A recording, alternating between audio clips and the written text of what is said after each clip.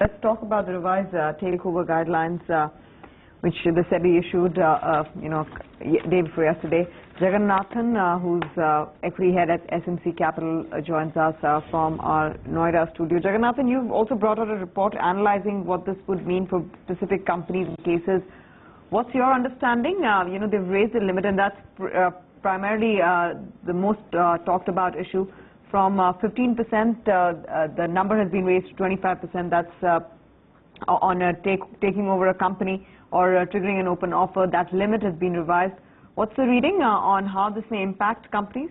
Couple of major developments is that now from going forward, the companies where the investors are having between 10% and 14.99%. For example, the companies like EIH, that is East Indian Hotels, where ITC currently is having about 14.98%. Earlier, just to avoid the open offer requirements, now they can go up to 24.99%.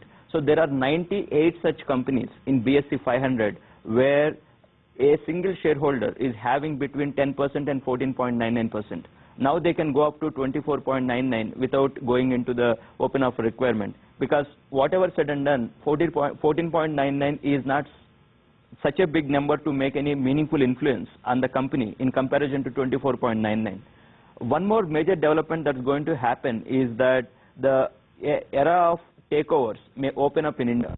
The takeovers may come into the vocabulary of Indian capital markets, right, because now the open offer size is increased to 100%. Jagannath, I need to take a specific example because of paucity of time. I want to ask you this.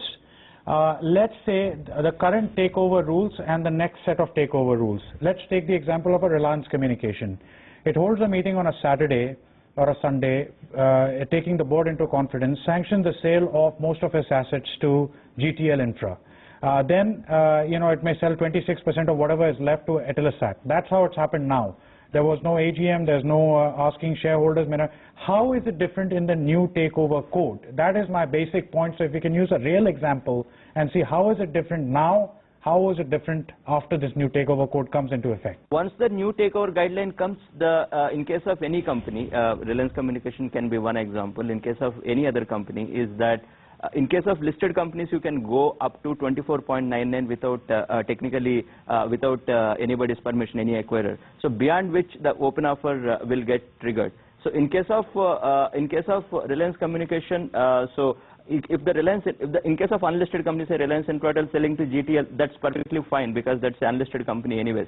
So as far as selling to the Etisalat, that 26% definitely it is just a permission that has been taken from the board as a option to pursue. But once the deal structure is fine, then definitely open offer will get triggered if it's 26% is actually sold. It is, they said, up to 26%. They are just taken a board resolution. Right. So Jagannathan, I take one last question. See, what happens here is that people buy 14.99 and stop.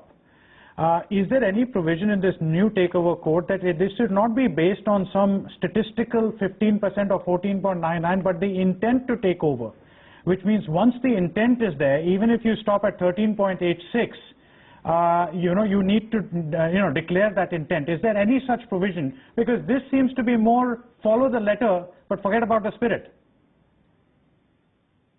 Because the whole guidelines, if you see the very title suggests it's substantial acquisition guidelines.